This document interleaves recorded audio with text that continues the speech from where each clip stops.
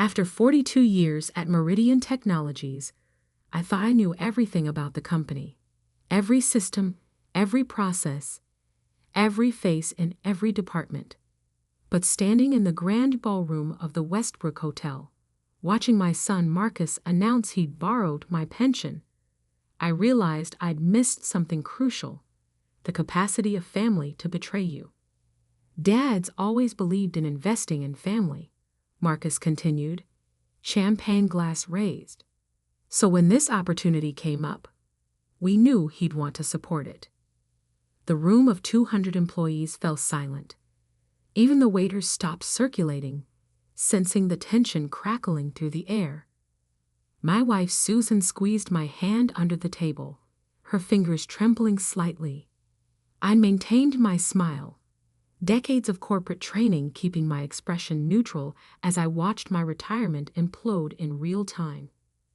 Behind Marcus, my daughter-in-law, Jennifer, beamed with practiced charm, their perfect family portrait completed by my teenage grandchildren looking bored with their phones.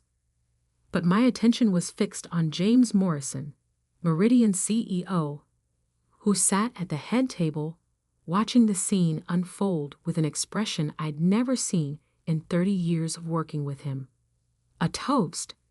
Marcus raised his glass higher, to family investment and new beginnings. The room responded with awkward, scattered applause. I caught whispers from nearby tables. Did he say he took his father's pension? Can they even do that? Poor Tom, on his retirement day. 4 hours earlier, I'd been in my office, clearing out 42 years of memories.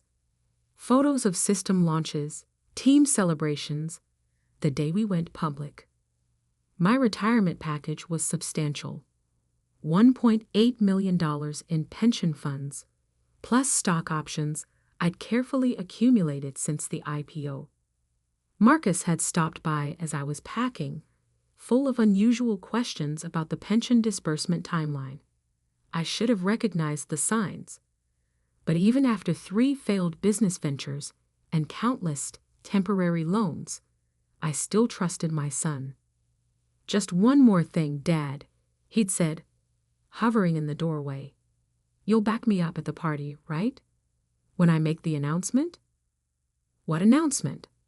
He'd smiled, that confident smile that always preceded disaster.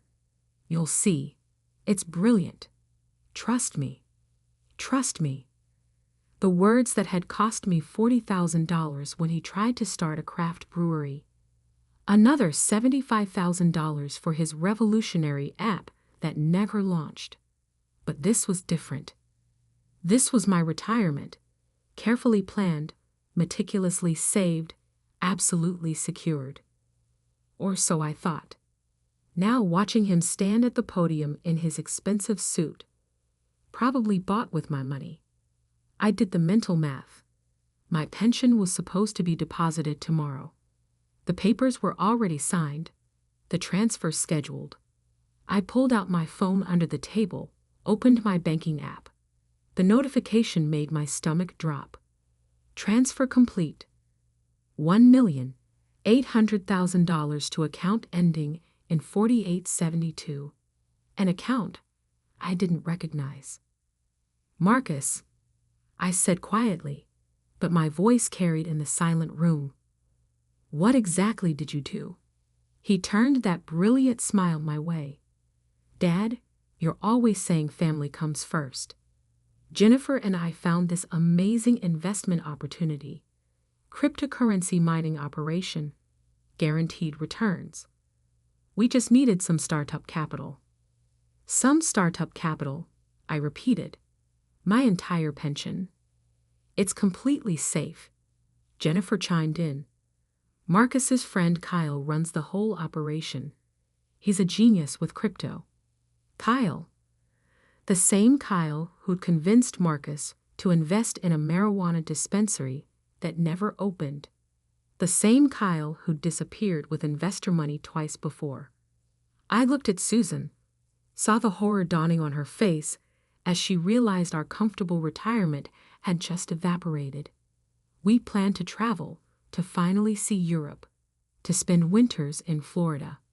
All gone, transferred to some crypto wallet, probably already moving offshore. That's when I noticed James Morrison standing up, straightening his tie with deliberate calm. "Actually," he said, his voice cutting through the tension, "before we continue this fascinating discussion about unauthorized pension transfers, I think it's time we clarify exactly who owns what at Meridian Technologies." Marcus's smile faltered slightly. "Mr. Morrison, this is a family matter." "Oh, I disagree." James picked up his own phone. "You see, Tom here isn't just our retiring systems director. Would you like to tell them, Tom, or should I?" I nodded slowly, understanding flooding through me. This was why James had insisted on handling my retirement package personally. Why he'd scheduled the transfer for the day after the party, not before. "Tell us what?" Marcus demanded, his confidence cracking. I stood up, feeling 42 years of corporate backbone straighten my spine. "Tell you about the silent partnership agreement I signed in 1995, I said quietly. "The one that makes me the second largest shareholder in Meridian Technologies." The room erupted in whispers. Marcus's champagne glass trembled visibly. "Dad, what are you talking about?" James smiled, but it wasn't a kind expression. "Perhaps we should continue this discussion somewhere more private. The corporate security office, for example. I believe they'd be very interested in hearing about unauthorized access to pension accounts." As hotel security appeared at the ballroom doors, I saw Marcus's face drain of color. He planned this perfectly. The public announcement, the family pressure, the fait accompli of money already transferred.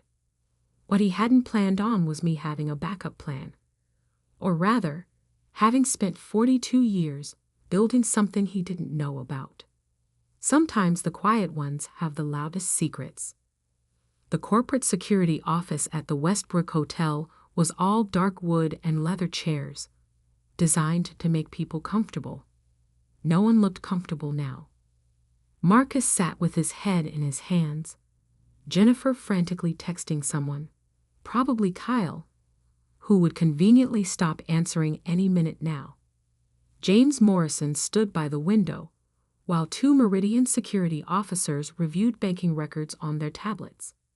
The transfer was initiated at 3:42 p.m., Officer Collins reported, using Mr. Thomas Reynolds' login credentials. I watched Marcus flinch.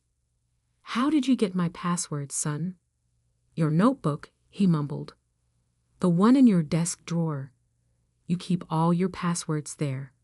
Of course. The notebook I deliberately filled with outdated credentials, a security measure I'd implemented after the craft brewery disaster, when I discovered Marcus borrowing money from my checking account. James turned from the window. "Show them, Tom." I opened my laptop, pulled up the real transfer records. The pension fund never left Meridian's secure accounts. What you accessed was a shadow system we used to track potential security breaches. Marcus's head snapped up. "What?" "It's a honeypot," Officer Collins explained. "Fake accounts we monitor for unauthorized access. When someone tries to transfer funds, it looks successful, but the money actually goes nowhere." Jennifer stopped texting. "So, the money isn't in Kyle's account?" "Kyle's not answering, is he?" I asked quietly. "Probably already changed his number, like he did after the dispensary scheme." The room fell silent as the implications sank in. Marcus had not only attempted to steal my pension, he'd been caught in a security trap designed specifically to identify internal theft. "Here's what's going to happen," James said, his CEO voice in full effect. "First, you're going to tell us exactly how you planned this, including Kyle's real name and any other accomplices. Dad, Marcus started, but I held up my hand. No, not this time. No more Dad to fix things. James continued. Second, we're pressing charges. Attempting to steal a pension fund is a federal offense. The FBI has already been notified. Jennifer burst into tears. We can't go to jail. What about the children? You should have thought about them before committing fraud.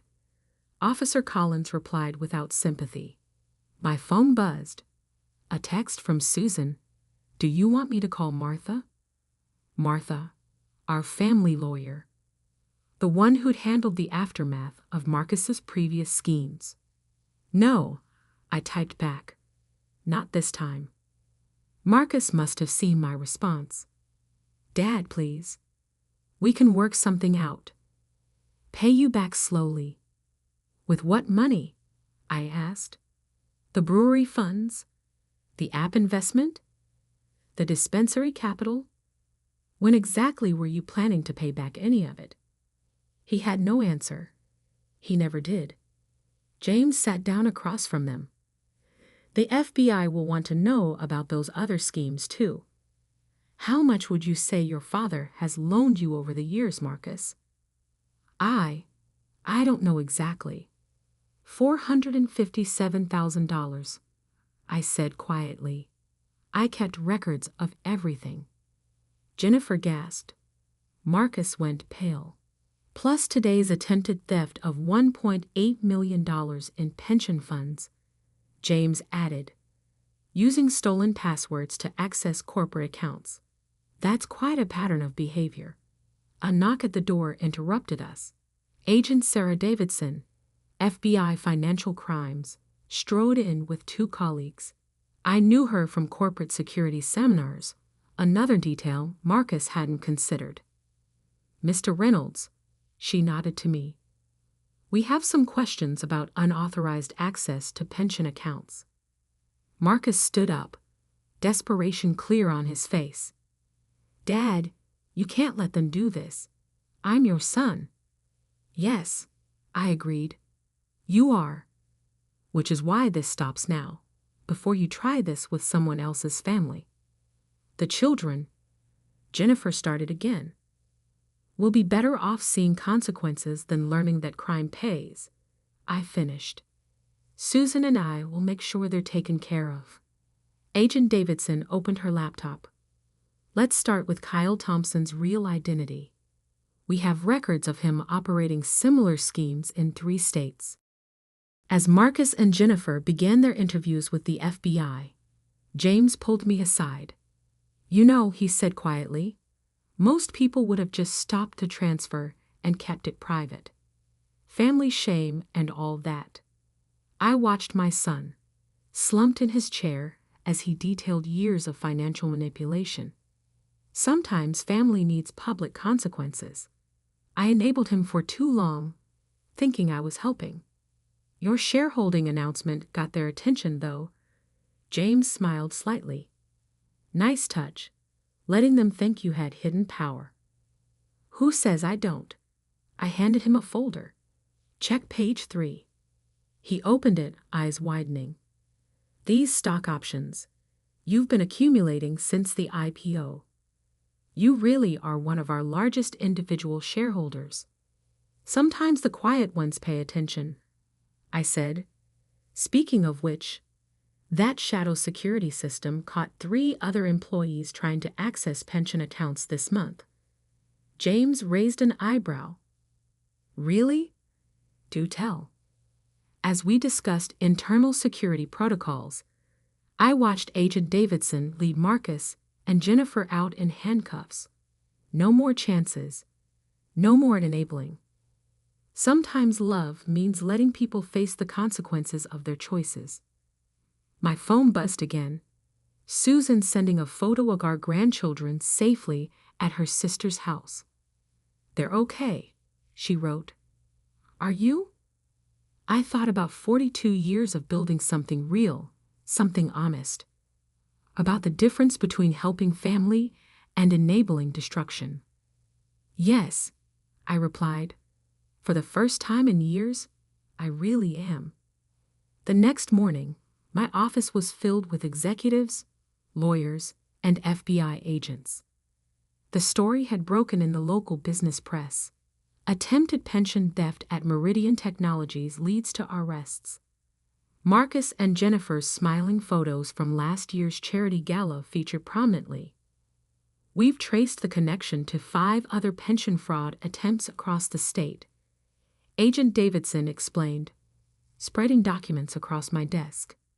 Your son's friend Kyle, real name Kevin Bradbury, has been running this scheme for years.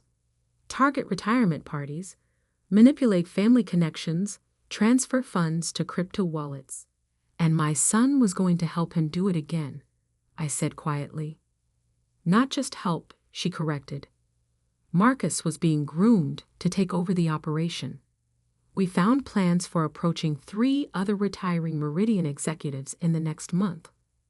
James Morrison leaned against the window, watching a group of protesters outside.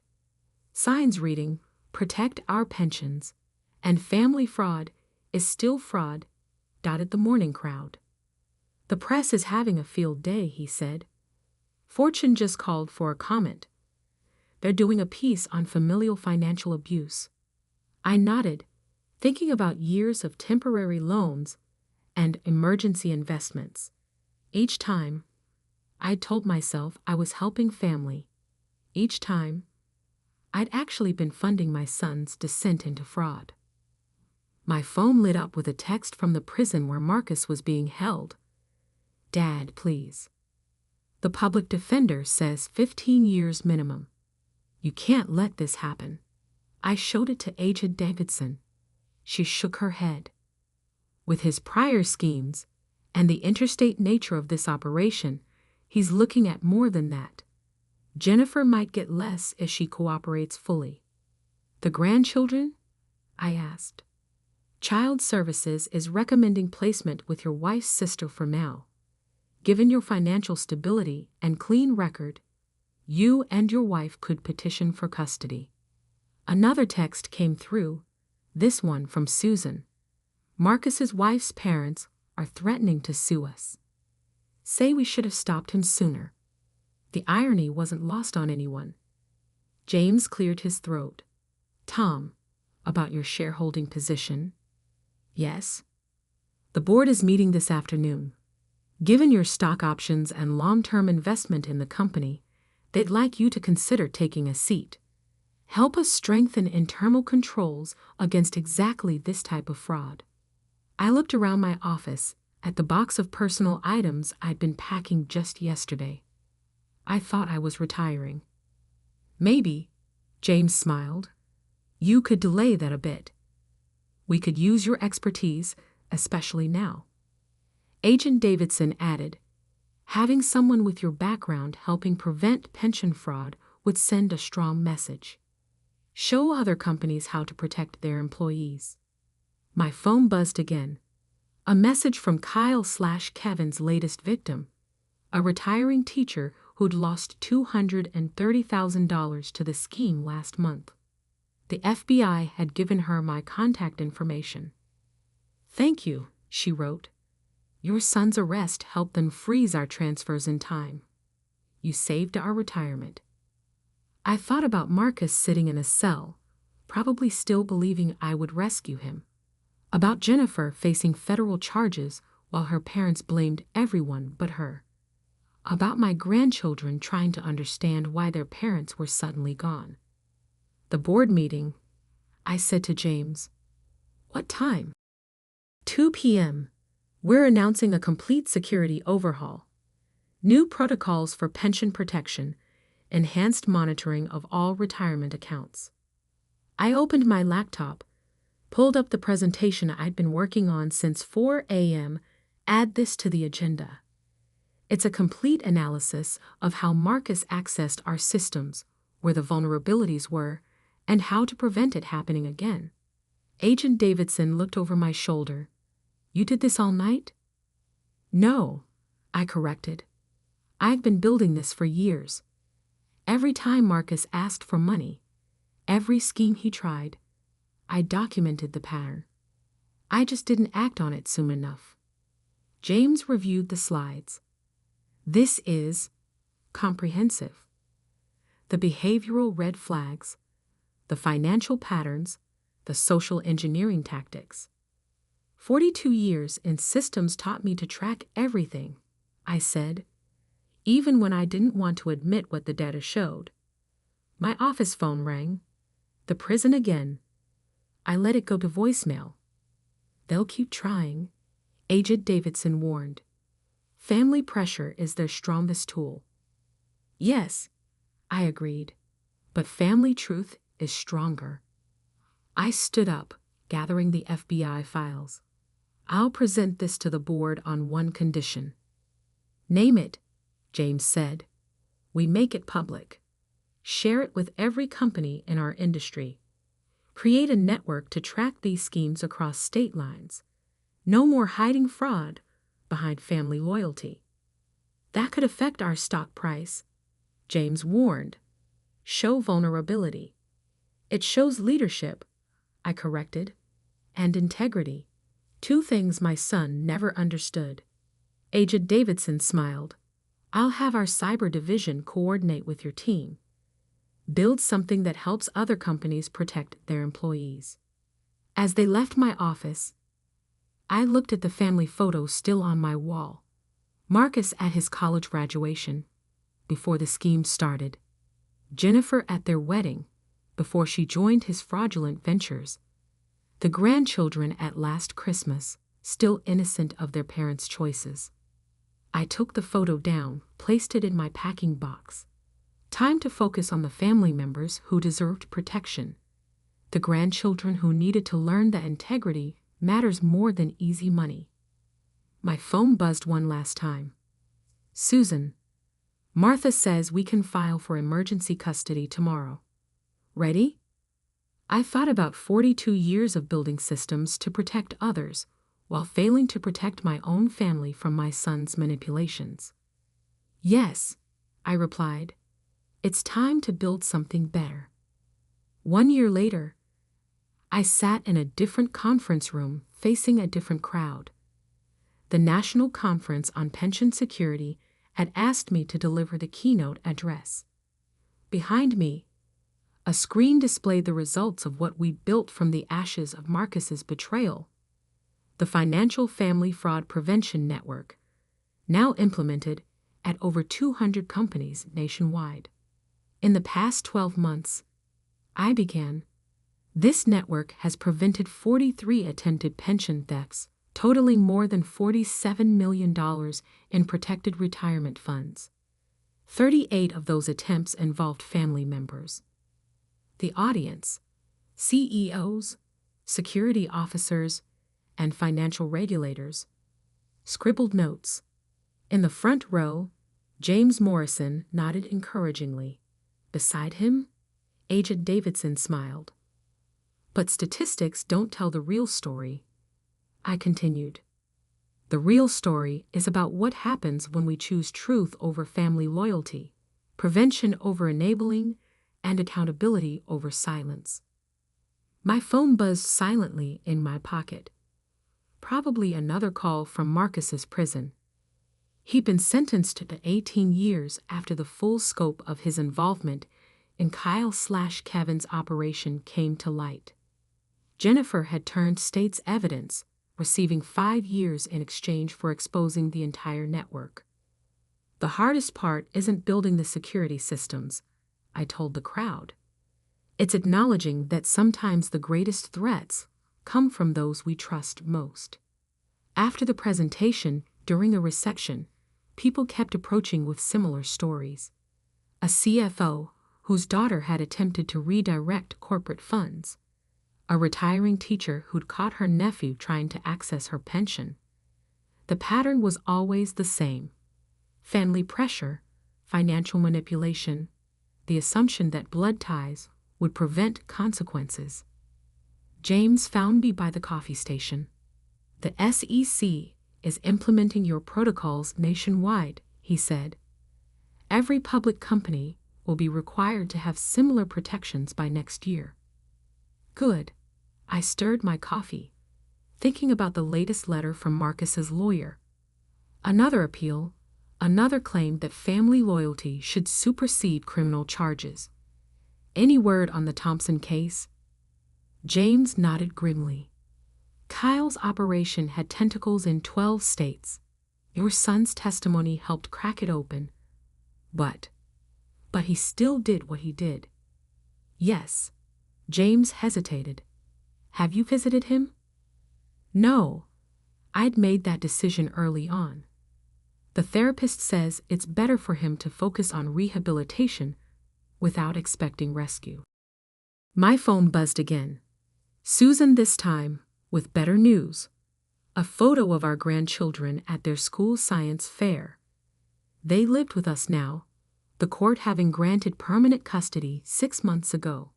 In the picture, they were smiling, holding blue ribbons, looking like kids again instead of collateral damage in their parents' schemes. They're healing, Agent Davidson said, appearing beside me. She'd seen the photo over my shoulder. That's what matters most. They ask about their parents sometimes, I admitted. It's hard to explain. You tell them the truth, she replied. That's more valuable than any inheritance Marcus would have stolen. The conference continued with technical sessions about security protocols and legal frameworks. But during my closing remarks, I focused on something different. We're not just protecting money, I told them. We're protecting families from their own worst impulses. Every pension we save is a family's future. Every fraud we prevent is a potential redemption. Afterwards, in my hotel room, I finally opened Marcus's latest letter. Dad, the prosecutors offered a deal. If you testify about Kyle's other operations, they'll reduce my sentence. Please, I'm your son. Don't let me spend 18 years in here. I set the letter aside and opened my laptop, pulling up the presentation I'd given earlier. The last slide showed a simple statistic. 94% of prevented pension fraud attempts came after family members reported suspicious activity. My phone rang. The prison again. This time, I answered. Hello, Marcus. Dad, his voice was desperate. Did you get my letter? About the deal? Yes. And? I thought about the grandchildren doing their homework at our kitchen table, about Susan finally sleeping through the night, about the families we'd helped protect through our new network. The prosecutors already have my testimony, I said quietly. I gave it last month. About Kyle, about the other operations, about everything. Silence. But they said it would help reduce my sentence. No, Marcus. They said my testimony would help them catch Kyle's other accomplices. Your sentence stands. Dad, please. Goodbye, Marcus. Get help while you're in there. Real help this time. I hung up, looking out the hotel window at the city lights. My phone buzzed, with a text from Susan. The kids want to know if you'll be home for breakfast tomorrow. Tommy has a math test he wants to show you. I smiled, thinking about second chances and better legacies. On my way, I replied. Tell them Grandpa's bringing donuts. Later that night, reviewing the conference notes, I added one final line to our company's security protocol. The strongest protection against family fraud is family truth. Sometimes the hardest investments aren't financial. They're emotional. The willingness to stand firm, to choose right over easy, to build something better from broken trust. My retirement hadn't gone as planned. Instead of golf courses and leisure, I'd built a national security network. Instead of travel with Marcus and Jennifer, I was raising their children. Instead of family dinners with my son, I was protecting other families from sons like him. But looking at the grandchildren's science fair photo on my desk, I knew I'd finally invested in the right future.